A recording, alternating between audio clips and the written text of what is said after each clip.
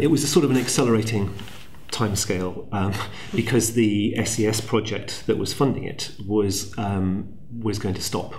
So we knew it had an end date, so it couldn't be extended. So if we were going to have a course of the number of sessions that we needed, that set the start date, which meant that about a year before I made initial contacts and started the discussion, and not a lot happened actually for the first few months, and it really needed sort of a push internally in the Environment Agency and the external push from me saying, if we don't actually agree to do this, then we can't do it at all, because you can only get a day or 3 hours in a day. We can't arrange that to meet with the end of program requirements. So everything started to accelerate once they'd taken the decision they were going to do it.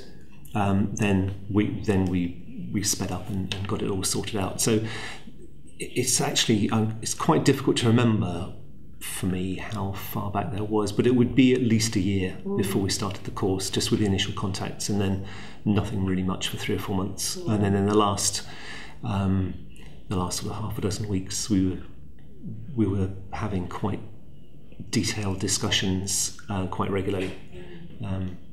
So yes, I mean it was a bit of a scramble, frankly, to the end, to the start of the course.